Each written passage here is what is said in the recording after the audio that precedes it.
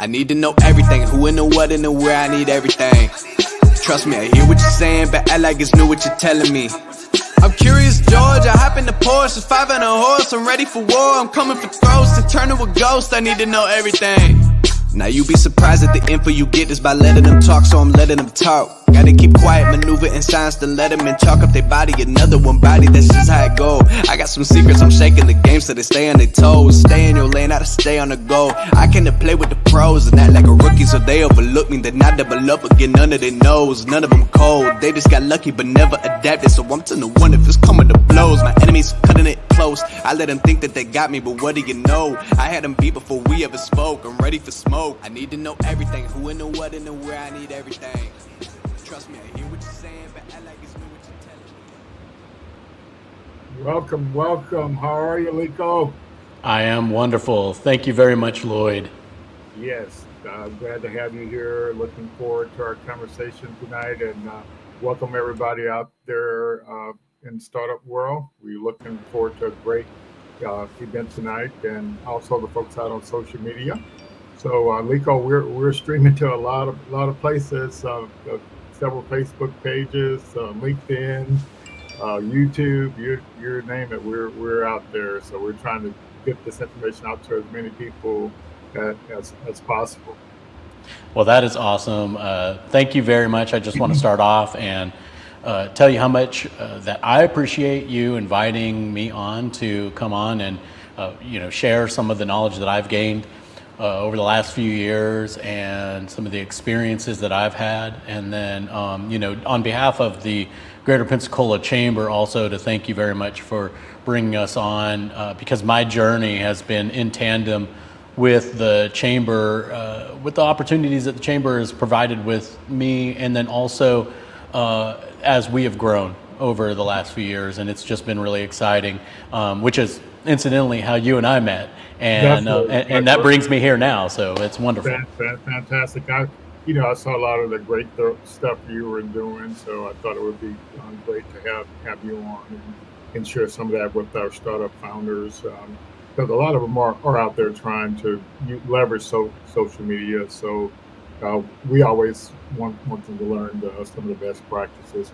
But before we jump into that, I kind of want to acknowledge our sponsors for Startup on the Blocks. Industry Hotel, they kind of was our first pitch competition sponsor, and they're going to sponsor our next pitch competition. So we've been typically doing that at the $2,000 level, Alico, but their industry is going to with their nonprofit foundation, they're going to bump that up to 5,000, for the next pitch competition. So, wow, that is awesome. Yeah, so that would be great. Yeah, and of course, Brian Wire with the Minority Chamber. We work closely with them, and also the Pensacola Chamber works closely with them as well. Yeah, Brian is the only other. He says that I'm the busiest guy in town, but I think he's busier than me. Yeah, but I can't compete with either of you all with how busy you guys are with all these different events and board meetings, and it's truly a big effort. And I understand tonight you're at a gig as well. Yeah, that's right. Every day I'm hustling, right? I mean, that's pretty much what it comes down to, because right now I'm at a DJ gig, and I actually contracted another DJ to work the gig, and I'm here just making sure that everything goes smoothly.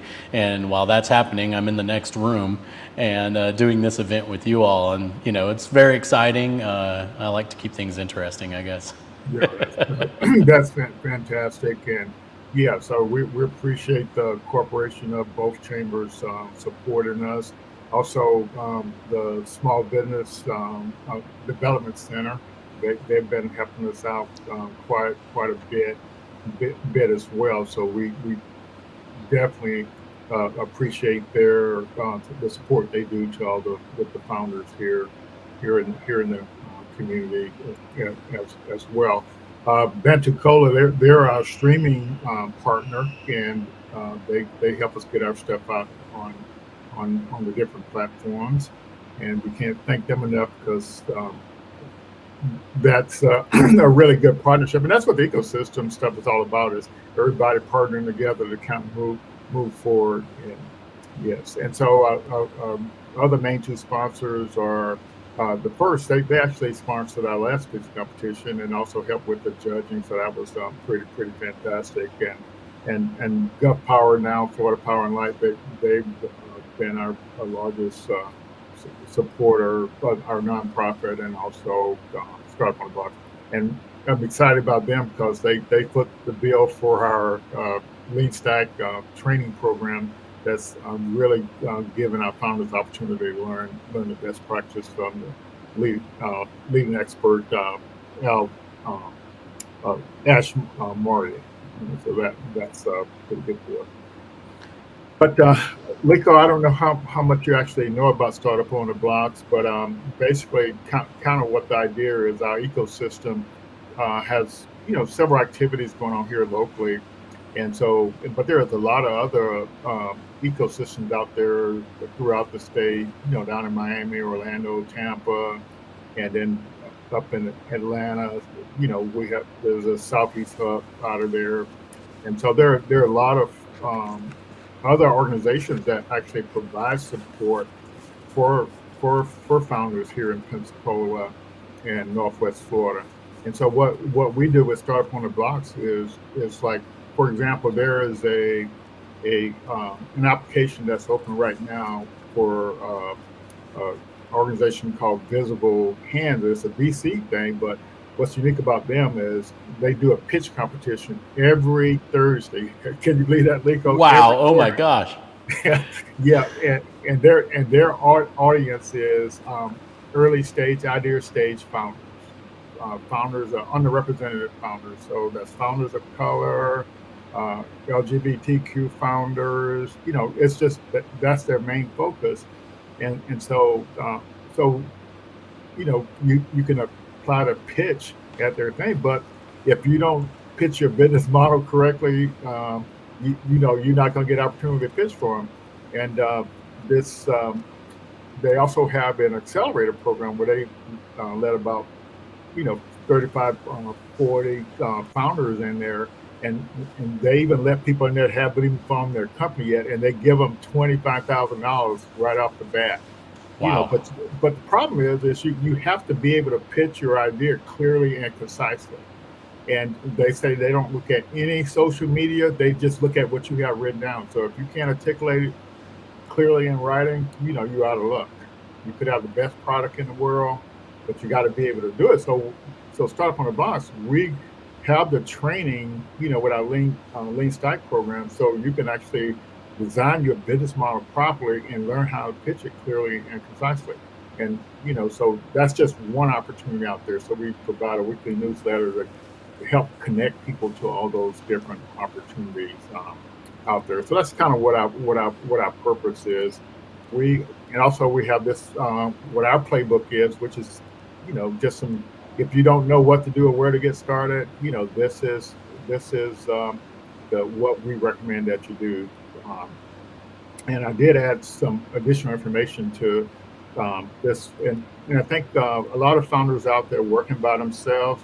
I'm looking at number 4 there, and so what I'm suggesting, in addition to building up your profile on these founder sites, like that f6s.com site, it has like 4 million founders on it, and it's just a place where you can learn about all these opportunities, all the stuff that they give free to founders, all the discounts that they have for founders with software product, cloud services, marketing service. It's just unbelievable. But what I don't know if I made it clear that you have to connect in your local ecosystem and connect with other founders and get the support you need locally so you can actually move forward. So what I'm trying to say is people should stop being out there working alone by themselves and just connect with other founders in the community. Like here on Startup on the Blocks, on each week we have networking. Next Tuesday there's a startup social right down below you all, Lico, at the chamber there on the first floor at the CoLab.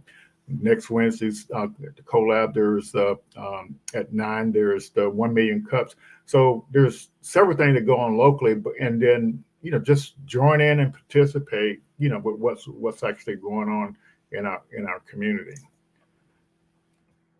Yep, and I mentioned the lean stack stuff, and so Lico, you're on tonight, and next week we got Kimberly Gant, and she's actually local, but she works for Meta, and also she works for another startup as well. So she's going to have some really good information on UX type user experience type stuff and user interface stuff type stuff. And the following week we'll have the chairman of the chamber over in Mobile, the Black Chamber over in Mobile, and he also is a motivational speaker as well. And these are some of our mentors. And we had Bob Foster on a week or two ago, and he's all pumped up and excited, ready to go. We got Patrick Rooney out in the audience tonight, Rodney Jackson, and so we got some really good support for our founders as well. And I mentioned these two things here. We do office hours on Saturday. Apologize in advance for everyone. I won't be there this Saturday. I'm in Little Rock, Robin Sisters Memorial Service this Saturday, so we'll be supporting that. But we'll be back in town, hopefully for the Startup Social on Tuesday. So, did you learn anything new about what we're doing there, Lico? Yeah, actually, I did. It makes sense why you have many of the partners that you have that help support the organization. Much of what you're doing is right up the alley of what the SBDC does. Yes. And, to be able to have, kind of like additional tendrils, just kind of reaching out, with startups on the block, the Kakua Institute, for you to be able to reach people that maybe they wouldn't normally reach, going through their normal channels.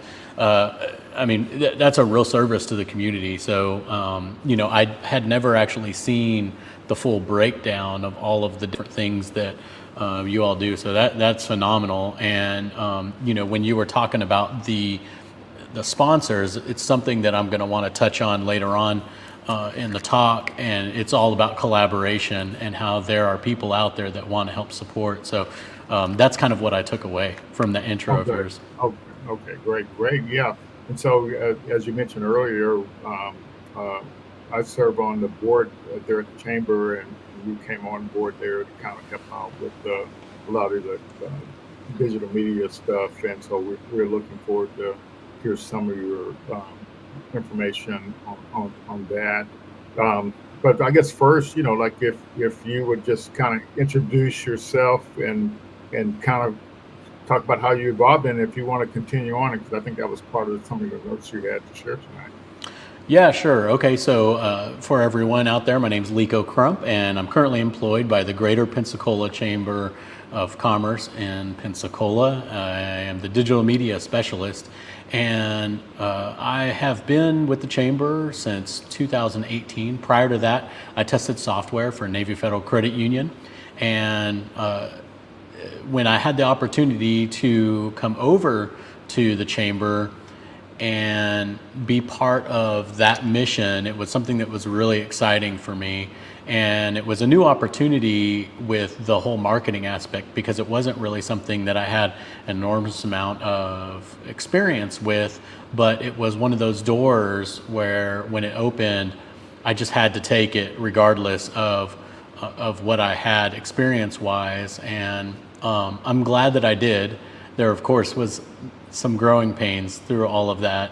But to this day, I'm so grateful that I made that switch and that change.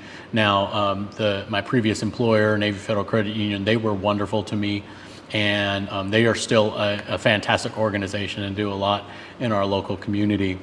Now, with the position that I have now at the chamber, it has really opened up not only opportunities for me to learn about marketing and digital media, but it has also been a wonderful opportunity to be able to connect with many individuals within the community, and that to me is going to be the thing that will last with me for the rest of my life, are these relationships that I've built. So we're going to touch on some of that when it comes to starting up our businesses, when it comes to using all of these digital channels. What really makes a difference in the end is the relationships that we create and build with the people around us. And we can use these digital channels to our advantage to help start those, and also to help maintain and nurture the relationships that we build. So before I came to the chamber, there was not really a marketing team at that time. This was back in 2018. It was kind of a shared responsibility, and the team that was there now, the team that was there then in 2018 when I joined, they were a fantastic lineup, but they just weren't equipped really to do the marketing aspect. It was kind of one of those things where it was a shared responsibility. There wasn't a single person focused on it, which did hinder, but they were working within the confines of the current reality, whether it be with staffing or with budgetary restrictions. Now, when they brought me on, the original concept was going to be just traditional marketing. Basically use some of the social media that we had at the time, which was limited compared to what we're using now, and then also, create images and then send them off to maybe print media so we could advertise in those ways. And so what I saw was that there was more opportunities that we were not using, and there was an opportunity to do those things at a much lower cost than maybe some of the legacy media options when it comes to, say, running a television commercial or doing a print ad in the newspaper. Those do work, but they are for a very specific purpose. If you're trying to reach a certain crowd, and in some cases you have to have some expendable capital for your marketing, and a lot of businesses don't have that. So at that time, we really weren't in the position at the chamber to be able to just spend money haphazardly on advertising that it was hard to track the metrics and to monitor the performance. So when I started at the chamber, the main ways that we were reaching out to the community outside of our events that we were having was through Facebook and email.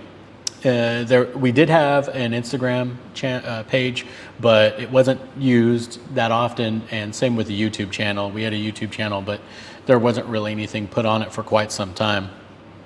Now, what we did was we added or augmented a few things. One of the things that we added was we really started leaning into our LinkedIn page, and then we started a podcast, and then on Facebook we started going live. Now, what impact did that have over the last, say, 4 years? Well, we went from hundreds of followers on like Facebook and Instagram. I think we had like a few thousand on Facebook, and then we only had a few hundred on Instagram. And now with our Facebook following, we're at like anywhere between 9,000 and 10,000. And then with our Instagram and our LinkedIn, we now have around 300 followers or connections, and that's been really wonderful. Also with our email campaign, which I'll touch on a little bit as we get further in, we have about 5,000 connections where we send email blasts out on a regular basis. So how are we now when it comes to some of our metrics? I'm not going to bore you with a whole bunch of numbers, but I'll just say as of last month, our total reach is around 334,000, and then our total engagement is around 64,000 hits. And kind of what do those numbers mean? If you're new to this realm or if you're new to marketing, then the reach is basically like an impression or is someone saying our name. They don't necessarily have to engage with it. They can just scroll right past it, or maybe it's an email and they don't open it, but it's an opportunity to be in front of someone. Now, engagement, where we have 64,000, oh, I'm sorry, I didn't specify. That's in the last month or the last 28 days. 64,000 engagements means that either the email was opened or the Facebook post, LinkedIn post, YouTube channel, or video was watched, liked, or commented on. And again, when I started, these were really in the hundreds, and we've been able to increase them pretty dramatically over a period of time. So, and Lloyd, stop me at any time if you have any questions. So the next thing that I wanted to touch on was why specifically did we choose to start doing the Facebook Lives, really lean into LinkedIn, and add our podcast. So I'll start with the Facebook Live, and kind of the way that this happened was out of all of my research, I had found that on Facebook, and in 2018, Facebook was actually doing really well, and it was pretty hot. I'm excited to see Kimberly Gant next week to learn what Meta is doing now as they move forward. So this is going to be, because I may say some things that may sound like they have a negative slant towards the Meta products right now, but it's not negative. It just shows that we have to work around some of the obstacles that have kind of presented themselves in the past couple of years. So Facebook Live, the reason why we really leaned into that and started doing the live videos was because at that time, the way that the algorithm worked for Facebook was everything would be pushed down on the feed if there was a live video. So back then, if you opened up your Facebook app or if you opened it up on a computer in a browser, you would always see a live video at the top. And anyone who was going live, that video would be at the top of the feed. It would be the first thing that would show up. So we really leaned into that. And when we go into the tools section in the future, I'll tell you how we started the Facebook Lives and what tools we had to start off with. The second thing was LinkedIn. The reason why we really leaned into LinkedIn was because of the nature of our business at the Greater Pensacola Chamber. So our organization, we are a member-based organization. That's how we actually accrue income and revenue. And we don't get any public funds like we used to many years back. Because of that, we need to make as many connections as we possibly can, and our members who join our other businesses. So it just made sense that we really needed to start leaning into LinkedIn, because that's where not only a lot of business owners are, but a lot of key players that make decisions at high levels in large organizations. LinkedIn is one of those. It's one of those platforms where if you get engaged and start interacting and start posting on LinkedIn, you'll be connected with people that you would never get connected on any other platform. There's a good chance if you make a post that you can start getting engaged with high-level managers or even vice presidents or even presidents and CEOs of organizations. They'll start liking your content, commenting, and you can even have conversations with them in private messaging. And that's never going to happen on Facebook. That's not going to happen on Instagram. I guess there's a small chance it might happen on Twitter if they're an active user, but that's such a small percentage. And now that I say Twitter, I need to rewind a little bit because I skipped that. We were on Twitter, and we were fairly active on Twitter when I started. Todd Thompson, our current president now, was actually managing all the Twitter posts. But Twitter is kind of a funny animal. If anyone's active on Twitter, you'll know what I'm talking about. So the third thing that we added to kind of add to our reach was a podcast. So the podcast was really important because one of the interesting things about podcasts is if a person starts a podcast, there's a really good chance, in fact, the chance is over 90% that that individual will finish the podcast all the way to the end. And it's just because of the nature of the platform. It's a very passive platform. You usually subscribe to channels or subscribe to podcasts. Those podcasts will automatically download to your phone, and then as your phone, or maybe you do it through a browser, as those subscriptions play out, when one episode ends, another episode begins. I know on Apple Podcasts, depending on what the next newest episode is, even if it's from a different podcast, it'll just automatically play. And again, like I said, it's a very passive platform. So people will sit there and they will listen while they're driving, working out, mowing the lawn, whatever they might be doing or working. They'll listen to those podcasts. And it really is one of the only platforms where you can have a captive ear or a captive audience. It's not like Facebook where you're counting 3 seconds as a view, a video view, or maybe YouTube where you're counting 30 seconds as a video view. So that's why we really leaned into the podcast pretty heavily, and it is called the Pensacola Chamber Toddcast, and Todd, our president, is he's the host of it. The next thing is collaboration. So collaboration, fortunately for us at the Chamber, collaboration is very easy because that's all we do is we collaborate with other businesses.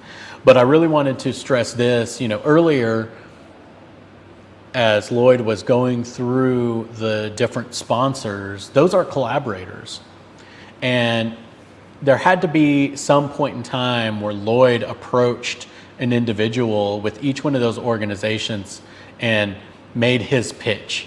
Like he was saying earlier, you've got to be able to make your pitch and make it clear so that people can understand what your vision and your mission is, whether it be for a nonprofit or whether it be for a business. It's kind of the same thing. To be able to find those partners that'll help support you. Maybe you're not a nonprofit, maybe you're a business, you're a starting business. You can find other businesses that are larger than you that would love to collaborate with you because they either want to help, that maybe they know you personally, which is, again, always the most powerful out of everything that I can stress, is the personal relationships will always outweigh all of the other types of connections that you can make. Now, when it comes to social media, there are so many opportunities to collaborate. In fact, there's a real estate team, and it is Eric Hansen. He has a Keller Williams real estate organization, and what Eric did for quite some time was that he would actually go to businesses that had nothing to do with real estate, and he would do these videos with them just talking about their business. He'd go down to an ice cream shop or he'd go to a restaurant and he would just talk to them. He'd put a mic on them, and then there'd be someone recording with a cell phone, and they would record the video and then they would post it on their social channels. So it's a real estate social channel, and instead of seeing a house for sale, they're helping promote another business. So that's a prime example of how one business loves to promote another business. But anytime you collaborate like that, just think about music. Music is like the same way, how you get artists who collaborate, and it's awesome, especially when it crosses genres, because it's an opportunity to get new listeners, and you get a new audience, and you might reach people that you never did. Well, it works the same in business. If you build those collaborative relationships, it's so easy to tag another business or another individual on social media. That is really, really key. Anytime you do a post and you don't tag the business, you're really doing a disservice to yourself and the business that you're collaborating with. So just keep that in mind. And I'm kind of screaming through these points. So Lloyd, just slow me down if I'm going too fast. The next one that I wanted to touch on was the tools that we use. Now, over the last 4 years, the tools that we used have changed pretty drastically. And, I think that when I look back at, say, the first Facebook Live video, it was a scenario where we were doing a ribbon cutting for a gym. The gym is Regimen Fitness on Davis Highway, if anyone's familiar with that business. And that was our first live that we did. And what I did was I just took my phone and I balanced it on a workout machine, and I pointed it up at me and the business owner, and I just hit record, and the lighting was horrible and you could barely hear us. We were like, there's so much noise inside the gym. There's music, and the air conditioning is blowing hard or whatever. But it got thousands of views and got engagement, and that's what we started off with. We've progressed over time, and we have real cameras now. I use that term loosely because the camera on a phone is a real camera, and the cameras now, compared to 4 years ago, are leaps and bounds better than they were. And so one of the things I want to stress about the tools is don't wait until you have the perfect tool to start your marketing campaign. If you want to do videos, don't wait until you buy a fancy camera. Just use your phone, especially if it's going on social media. You're not putting this on, you're not putting it on broadcast television. It doesn't need to be extremely polished. And sometimes videos that are too polished on social media just get pushed on when someone's scrolling through. And one of the reasons is because it looks like an advertisement. It literally looks like an ad. But if you, even if you are trying to advertise for your business and you're just holding your cell phone, and you're just talking into your phone, or maybe someone's holding it for you, there's a certain, there's a level of rawness that comes through and really speaks to people that they're more willing to actually engage and listen and watch, just because it seems more genuine that way. So I would say, if you're wanting to start making videos or take pictures, don't wait until you get the fancy equipment. Just use what you have now. And, especially when it comes to doing videos, I would say that the only thing that you need to worry about is just make sure people can hear you on the video. So, if that means you get in a quieter place, or you get a microphone that actually connects to your phone, then use that, do that, instead of worrying about the quality of the video. Because here's the reality of it, is that someone will watch a low quality video as long as they can hear you, but they won't do the other way around, meaning that if you have 4K, 60 frames a second, buttery smooth, crystal clear, but they can't hear a word that you're saying, then it doesn't really matter. People are going to tune out super quickly. So I just wanted to say that, don't let the tools stop you, because what we have in our pocket with our phones is so powerful, and you can do almost anything that you need to do for a startup business, for a small business, even a medium-sized business, just from your phone, to do all your videos and photography until you get a budget to step it up. Some of the other tools are if you need to create graphics, or let's say you want to put graphics over an image, then you don't need to purchase or subscribe to Adobe Photoshop or a very expensive program, or even hire a graphic designer right off. You can use tools like Canva, and that's spelled Canva. So go to canva.com, and they actually have a free version which has a ton of functionality. With the free version, you can upload photos, you can put graphics, on top of the photos.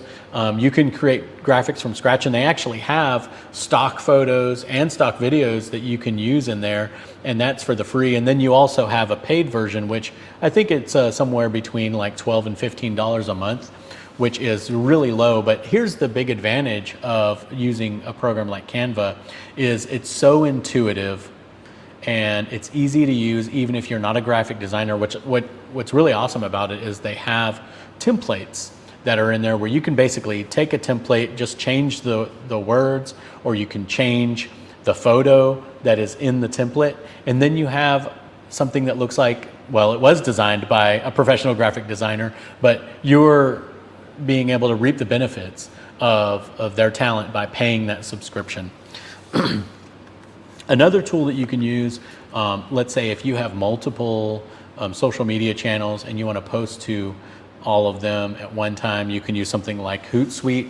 I believe there are a few other ones. We've used Hootsuite in the past, and that allows you to connect, I don't know what the max number is, but if you want to connect to like 10 social media accounts and do a post and schedule them to multiple accounts all at one time, that's a huge time saver.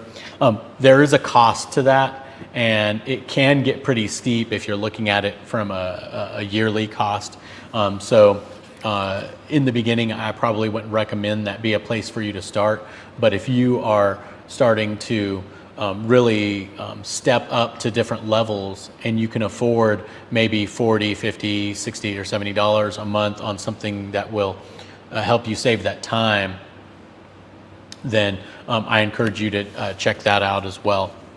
And then, the final point that I have is that I encourage everyone to continually learn. One of the things about marketing is there are two facets to marketing. There is the one side of marketing that is the psychology part. That is, you basically learn how people respond to your ads. You learn what kind of looks aesthetically pleasing in an advertisement. And then there is the other part, and the other part is the platforms and the technology. The challenge with the platforms and the technology is that they're constantly changing. The other part, when it comes to the human psychology, that stays the same for the most part, and doesn't move very fast. With the technology, with these platforms, the way that they change their terms of service, they change their rules, what's allowed, what's not, and then they change their algorithms, sometimes on a daily basis, on what's going to perform well. And one of the things that I've seen just over the last few years, and this is another reason why I'm really interested to hear from Kimberly Gant next week, is with Facebook and Instagram, there has been a huge decline in the reach of definitely organic posts and content. But it's also harder to get your paid content out and get it in front of eyes. Now, there was some craziness that happened a couple of years back with which now Meta, or Facebook and Instagram.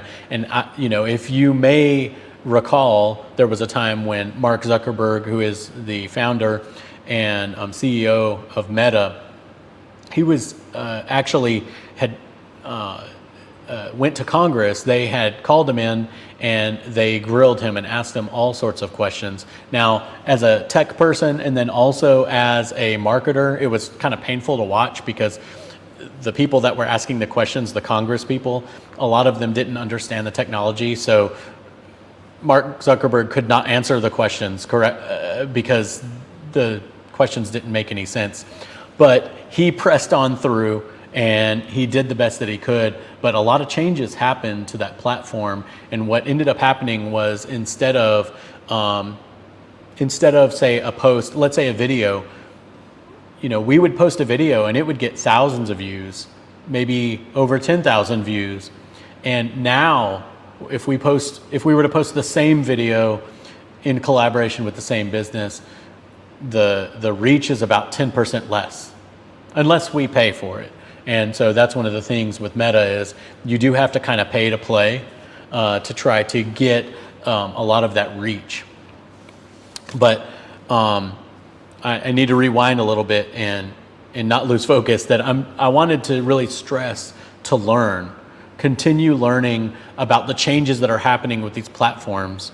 And you can take classes. Sometimes they can be expensive, but there are organizations like the SBDC, SEI sometimes offers free courses. And just look online. There are opportunities to take some free classes, and even sometimes the colleges will put forth some content out there for the community.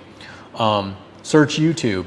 YouTube is the second most searched search engine in the world, and there are literally like thousands of minutes, or more than that, 10,000 minutes. I can't remember the exact number, but it's some insane number of amount of content that's being uploaded to YouTube every hour. And there's so much out there that is free of charge. You just got to find the information. And the final way that I encourage people to learn about the changes that are happening in social media and these platforms is actually through podcasts. So if you're not a podcast listener, I apologize, but I'm just going to list off 3 podcasts which have been extremely useful to me and that continue to put out regular content that's updated to the week. With all of the changes that are happening, and they've been instrumental in helping us make changes in some of our strategies at the Pensacola Chamber, and they also have been instrumental in helping us make a transition away from the Meta products, which is Facebook and Instagram, and lean a little bit heavier into LinkedIn, because we really feel like that has more opportunity for us than the audience reach that we're gaining on Facebook and Instagram. So here are the 3 podcasts, and then I'll finish, and then we can go into questions, and Lloyd can take over. So for the podcast, the first one is Social Media Marketing with Michael Stelzner. Michael Stelzner, he's been around for quite some time, at least 10 years in the marketing world, and he is the creator of the Social Media Examiner, which is a website and publication. I think it may have started out as a blog, but that is Social Media Marketing with Michael Stelzner. The second one is Perpetual Traffic, and the third one is Engage Video Marketing by Ben Amos. So I'm going to list those one more time for those who might be out there taking notes. Social Media Marketing with Michael Stelzner, Perpetual Traffic, and Engage Video Marketing with Ben Amos. So, Lloyd's back in the room. All right. Yeah, I'm going to stop talking. Oh, you keep going. Yeah, I only came on since you said that was what was going to be the last few things you suggested there. You covered a lot of stuff there, Lico. Well, yeah. I mean, you told me to just fire away. You never interrupted me. I was waiting for you to jump in and start asking some questions. Yes. But I followed your journey. You're coming on board there at the chamber, and the first thing I noticed was that you were out at all these events and interviewing chamber members and promoting those businesses. So for me, I said, that's fantastic. So what I did was I just started sharing all the content you were generating, and it because, I'm a chamber member, other folks are chamber members. Why don't you help each other out? Yeah, absolutely. I mean, you're like our top fan. Yeah. But, so like even with the startup ecosystem stuff here now, we have partners in the ecosystem, and we share each other's content the same way. So it's not a bad strategy. Yeah, and each of the platforms work differently on how you can actually share the content. So if it's on Twitter, it's a retweet. If it's on Instagram, you can share someone's post, but it'll go to your stories instead. It won't go to your wall. And then on LinkedIn, it'll just go to your profile, so all your connections will see it. And then, am I missing one? Did I miss one?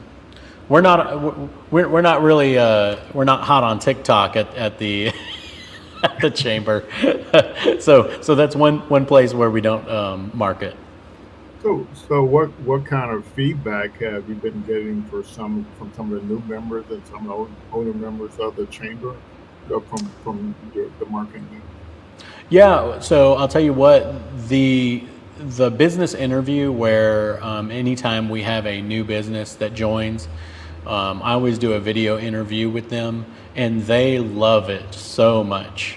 And that interview is, it's very conversational. I'm in the frame with them. Anyone who hasn't seen these videos, I'm in the picture with them, and we just basically have a conversation about their business. And every time we're finished with those on a regular basis, what happens is the person that I interviewed, they'll say, "Man, you made that so easy." And the reason why was because I wasn't grilling them, I wasn't interrogating them. And also, I always start with the first question I always start off with whenever we do these interviews is I say, "Tell me a little bit about yourself and why you got into this industry, or what fuels your passion to, why did you start this business?" And so right from the get-go, they're not talking about specials and their sales and the services they offer. They're talking about what they're passionate about and why they started that business, or why they are a manager at that in that industry, or whatever. Yeah, I think that's a really neat key point there, Rico, because people want to know people, and why they do what they do, and they want to connect with them. And I think that's an excellent strategy. Well, again, as I had said before when we first started, the personal relationships are more powerful than anything. Mm-hmm. And if I start that conversation off with asking about them and not asking about the business, I'm not asking about the business, I'm asking about them. Yes. And it builds a bond, with the chamber and with that business owner, but it also builds a bond with the people that are watching it. Yes. The audience that's out there, they're learning something about this business owner or their manager, and that manager. And then when they come into the business, they know something. The relationship is already a little bit deeper than it normally would, because they know that they started this cookie shop because of whatever reason, or they started, this nonprofit for whatever reason. And now when that first-time customer or first-time guest sees that manager or that owner, they can start to make a connection on a much deeper level than, "Oh, how's the weather?" kind of thing. Yeah. Well, I think you just told the secret sauce, because that's the secret sauce we use with the Pensacola Network. And I try, like with all my guests, I try to let the audience get to know who they are and why they got started. But you're such an expert interviewer, I said I'll let you lead the way tonight. Yeah. Well, you're doing an awesome job, Lloyd, by the way. Thanks. But so you think that's really good value that you give to the new chamber members? What about some of the members that's been around? Wow, what you been getting good feedback from them? Oh yeah, so as we start, here's one of the things that we started doing was, we were recording these podcasts, which meant that we had the equipment to record the podcasts. Yeah. Well, when you have tools like that, it's almost a shame when something, let's say you record a podcast every 2 or 3 weeks. Well, yeah. Now you have these tools that could be used, but they're just sitting in a cabinet, or, they're sitting in a cupboard. Well, we thought, why not make this available to our members, for them to be able to use the equipment, okay. and then also use my know-how to where I could actually produce the podcast for them. Okay. And now we actually have a a permanent studio set up in one of our rooms where Okay. we've got a few microphones in there. And, as a member of the Pensacola Chamber, you can actually book time in that studio. And it's gonna, you don't have to worry about what equipment to buy. You don't have to worry about, well, how am I going to produce this? Is it going to sound good? I mean, I do encourage people that if they're just going to do a solo podcast, where it's just them talking, then I encourage people to go ahead and start by themselves and start with their phone. Like I said earlier, start with their phone, get in a closet where it sounds, where there's no echoes, and record your podcast on your telephone. But if you want to do something where you want someone else to do the production of it, then the members of the chamber can take advantage of that. And we have just recently had the bookings are really starting to fill up, and it's been exciting to watch. And it's really and these are established members that are taking advantage of our podcast studio. So that is it's refreshing, to see some of these well-established members who have been members for many years. They're almost becoming re-engaged with us in a different way. Maybe they sponsored an event, or maybe they would attend our meetings or whatever, but now they're coming in and actually using a service of ours, which is a little bit different than just the standard of, okay, well, we're going to use your networking events as a place to meet others, or we're going to use your events to help spread our word through sponsorship, or we're going to take advantage of your member directory or something. Well, this is an active way for them to take advantage of one of our benefits. Yeah, I think that's really great. I was going to ask you that question. Like, with becoming a member of the chamber, you get all these benefits, and I was curious how people, if the members were actually taking advantage of some of those benefits that you. So I guess in the podcast thing, you're showing 4 opportunities, to use the podcast studio. And this 45-minute business consultation, what's that's all about? So the 45-minute business consultation is an awesome way for business, and this really works great for the smaller business or the solopreneur, that doesn't have a lot of resources. Well, we have a lot of connections and resources, and we can connect people. But we also, because of just the nature of our organization, we also gather knowledge about different things and different opportunities that people have. So, and then one thing to add to that is we've seen businesses be successful. We've also, unfortunately, seen some businesses fail. And we can help pass on that information to an entrepreneur. If they are interested in a 45-minute business consultation, then they can come in and they can meet with, some of our team members. It may not be the whole staff. It might be, if they're needing some assistance with their marketing, well, they can book that business consultation, and then Brianna or myself can sit in, or maybe both of us can sit in with them and talk to them about their marketing efforts that they're doing, and maybe brainstorm with them, or maybe offer them some opportunities they didn't know. We have events all the time throughout the year. So, on our staff, we have some experience in planning events. Yeah. And that's something that some people don't think about. Now, what we don't want to do is we don't want to compete with our members who are event planners. So that's one thing that I need to make very, very clear. We're not trying to take over a space, but hey, if you want to plan an event and you just want some tips, and you've never done one before, we put on events for hundreds of people on a regular basis. You can come book a 45-minute business consultation, and we'll help provide the tools that we use, or maybe some of the planning strategies that we use to plan events, because planning an event is not easy. And sometimes you don't have the budget, especially if you're a small business owner or an entrepreneur, to hire a team of people to make your event take place.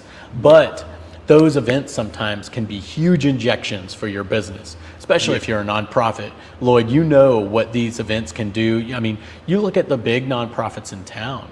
You know, you're looking at Big Brothers Big Sisters, you're looking at, you know, Junior Achievement, you know, any of these organizations, they usually have a yearly event like a gala or you know, or a auction or something like that. And those events are not easy to put on, but they bring in an enormous amount of support and money. Yeah, for sure. Yeah, so like I did want Bree couldn't make it tonight, and so how does that email marketing fit into you all's engagement with your members? I'm glad that you brought that up, Lloyd, because, you know, email has really gotten a bad name. Okay, and the reason why email has gotten a bad name is because of marketers. That's why email is no fun. It's because of all the junk in there.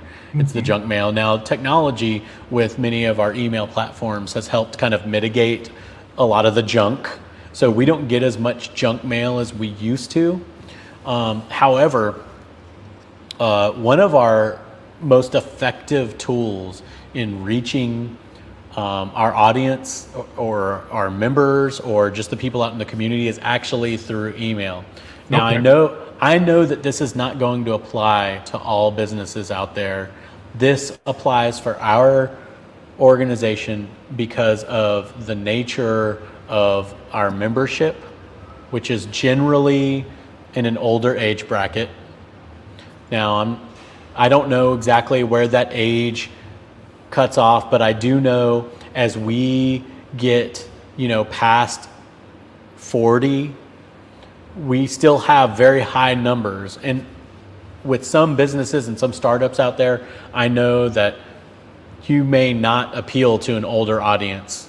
You may appeal to a younger clientele basis. And so maybe email marketing may not be the solution for you. But here's one thing that is important about email marketing is these social media platforms. Remember how I said earlier how they can change things sometimes daily? Well, you never know what could happen. Don't base your business off of one social platform. One of the things about email is email has stood the test of time. And you know, social platforms don't always stand the test of time. An example would be, say, MySpace or Vines is another one that came and gone. Just a couple of examples. And probably one day Facebook and Instagram will probably be gone by the wayside as well. And so also, you never know.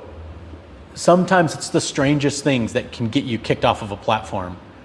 You never know. It might be a photo that you used and you didn't know that it violated the terms. It might be that when you recorded the video, you were playing, there was music playing in the background and you got a strike, and then you do that too many times and then now you don't have a Facebook page anymore. So there are things that change so quickly within those platforms. You cannot rely on them 100%. It's great to have the email as a backup. It's kind of like a safeguard. So anytime you can gather emails, try to gather the emails and build that email list. And even if you never use it while you're on these social platforms, if you get kicked off those social platforms, you now have something to fall back on, and you can blast out email, and sure, only maybe 20% of those people are going to read it, but that's better than nothing, especially if you've lost your platform. So, you got one question there, it looks like. Yes. All right. So, Vercel, would the Greater Pensacola Chamber consider offering your digital marketing service as a fee for service offering to businesses? So I think at this time, the closest we could get to would be kind of like the business consultation. Now, the reason why I say that is right now, especially with the Chamber, we do have a fairly small staff. Currently, we have about, I believe it's somewhere around 1,200 members. We all wish that we could have conversations with every one of our members on a weekly basis and touch base with them and be like, hey, just want to check how you're all doing. That's not the reality of it, though. With our small staff, we have to always try to remain lean, and that is something that we have to do. Can I put you on Sure. hold just for one moment? Yes, and as far as there are plenty of chamber members that do the social media marketing as well. So that's so you have to, the chamber can't compete with that. I did want you all to know that that entrepreneur membership level with the chamber is $450, but you can actually do that monthly if you like, and so you don't have to pay it all at once. Okay, Yeah. I'm so sorry about the. Oh no, you're good. You're good.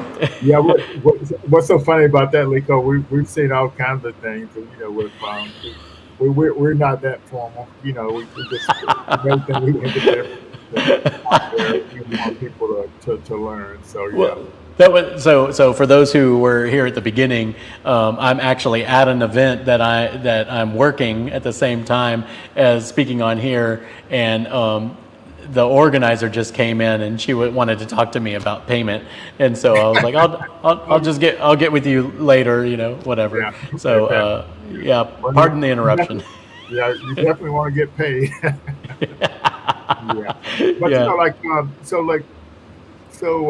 did your so what are the kind of things you do with your business? What did you call it? The business oh, you talking about my personal business? Yeah. Uh-huh. Oh, okay. Yeah, so my personal business is Lico Entertainment Technologies. Okay. I provide video with an emphasis on live streaming, and kind of much like what we're doing right now. We could do it for events, and then also I provide audiovisual for live events. And then one of the things that I don't really advertise, which I guess I'm officially going to be advertising it since I'm saying it on here, is I also provide DJ services. Tonight I actually contracted a DJ to actually perform the gig, and that's how I'm back here in this room talking to you all tonight. But those are the services that I provide. I also produce podcasts. Okay. So, pretty much many of the functions that I do at the chamber, I actually have with my own business. And, it's been great to be able to take my skill sets and apply those to my daily occupation. Yeah. And it allows me to serve the membership and the community in that way. So it's really been wonderful. Yeah, I think that's really fantastic, and I think the key part of how those businesses relate is all this content that's generated and using those same tools to generate that content. Yeah, absolutely. Yeah, so yeah, I really was glad to have you on tonight. So, last chance to get any questions from the audience there. So out there, please feel free to go ahead and ask questions because we're going to wrap up here in a few minutes. So, any kind of closing thoughts, Lico? I just want to reiterate for those who are wanting to really step up their game when it comes to using these digital channels to help market their business. The first thing is don't wait for the right tools. Just start with what you got, and go from there. And your tools will grow with your business. But your business will not grow unless you go out there and start marketing. You just got to start, and with that, people are more forgiving than you give them credit for. The content doesn't have to be perfect. It just has to be good enough to get that message across. Content is king. The content is way more important than the quality of the production. If I didn't have the camera and the lights and, my microphone, the most important thing are the words that I'm saying. Because if the words that I'm saying are useless or don't provide any value, then it doesn't matter how fancy my tools are. So that would be the one thing that I say is don't wait to get the right tools, just do it. The second thing is Always take advantage of the power of collaboration. And then the third thing is never stop learning about not only marketing and the craziness that goes around all of these digital channels, but also your craft. So that's pretty much it. Fantastic. Yeah. So that's really great. But to be honest with you, Lico, what I take away is that the chamber's business is members, and all this content stuff you do, it engages the members and retains the members. It's the same if you were those are your customers. So as a startup founder, creating content and sharing content, that's going to be the way you get new customers, keep your customers. You just continually sharing and creating that content and making serving your customer. Well, yeah, and one of the most powerful things that you can do when you're sharing that content is try to think it like you're telling a story. Okay. If you're telling a story about your business, that's a way for people to become very engaged. You think about maybe that this might have a negative connotation, but like a soap opera or whatever. When people are learning all of the different things that are happening within your business or whatever over a period of time, then what happens? These people become, your customers or potential customers or your followers on social media. They become emotionally invested in your journey. Yes. And that's when you get the first time customer that comes in. They say, you know what, I've been following you for the last year and I love what you're doing, or I love your product, or I love how engaged you are in the community, and I'm here, I finally made it in here to support you. But even though that's their first time in there, you can tell by that delivery that you've got a lifelong customer now. Yes. Okay. And they're going to help tell your story to other people. Hey, you need to go support this person. They're a good person. They're a great business. They do this. They do that kind of thing. All righty, Lico. Thanks a million. We're so fortunate to have you on, and let Bree know we're gonna have to get her on here sometime. This email marketing, and one of the things I will say about that though is. She sends out the emails to the chamber members, with her name on it as opposed to, Pensacola Chamber as a return. That's right. So that, and I really appreciate that. There's that personal, contact there, and Scott does the same thing with his stuff, and All righty, but I could go on forever talking about this stuff, but I'm going to go ahead and wind down and look forward to next week. And I just want to let folks out there, I'm up here in Little Rock, and so I won't be on the office hours this Saturday, but we look forward to catching up with everybody, at next week. If I'll try to make it back in time for the Startup Social at the Collab, but definitely be back in time for 1 Million Cups on Wednesday morning. Goodbye, everyone. Thanks again, Lico. All right. Thank you very much, Lloyd. Bye-bye. All right, bye.